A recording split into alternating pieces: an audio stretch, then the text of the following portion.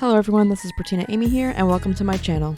If you're new to my channel, please smash that like button and subscribe for more videos.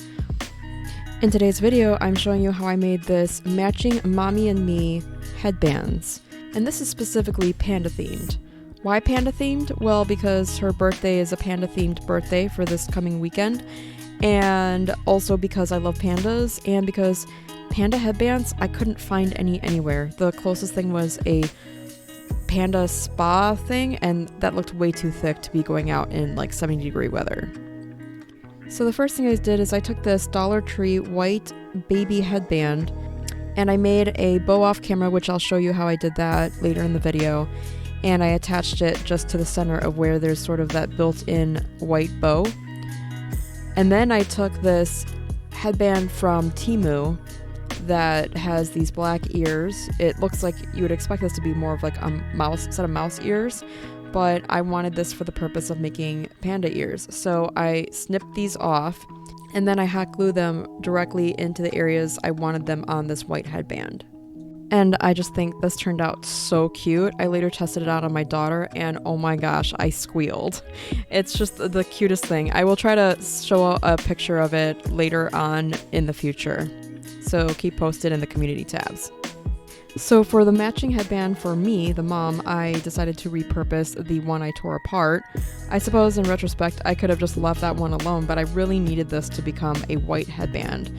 Because let's face it, pandas don't have black heads, so I needed this headband to be white. So I go ahead and remove the red ribbon, and then I wrap it with this white felt that I have plenty of, as you can see.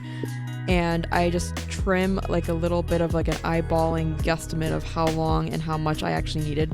And it's always better to overestimate, especially if you have that much and you're not too worried about having extra or having to trim off excess and such like that. So I go ahead and start in like areas of the edges and then try to go straight for the bottom end, but then I go to smaller sections because it starts to curve around the head. So I just cut, like little notches, I guess you could say, and then I just keep hot gluing it all the way around until I get to the other end, and then I taper off the edges into like sort of a point, like a triangle point, and then I glue those points on.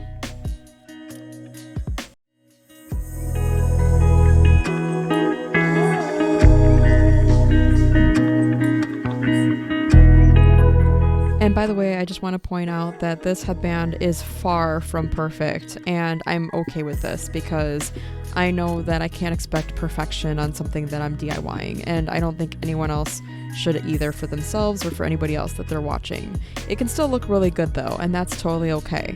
Here I take the black headband with the black ears and I go ahead and cut them off, and I'm not even worried about making a mess of the other one because the intention of purchasing these items from Temu is to repurpose them and make them into new headbands basically, because I can't get pre-made panda headbands anyways.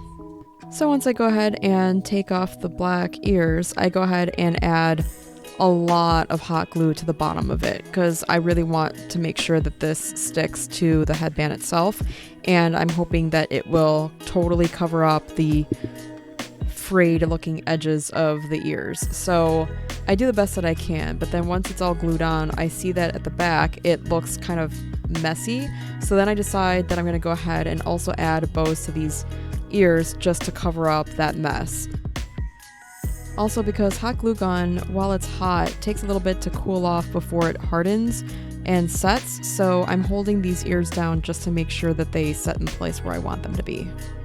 So now that the ears are attached, this is where I take out the ribbon to make the bows, and for this panda, I really wanted fuchsia ribbon. There's something about fuchsia going along with the panda look that just, I don't know what it is. It's kind of like that pink and black looks good together kind of thing. So for that reason, I'm going with fuchsia, and you of course can choose whatever color you like if you decide to make this project yourself. So for this ribbon, I go ahead and wrap my middle finger around a couple of times until it's nice and secure, and then I extend it to my pointer finger and go around one time around the pointer finger, and then I pull it up and wrap it between the fingers, and then go back and go through that loop that I just made, and then I pull it tight until I have the two loops that are wrapped around my two fingers.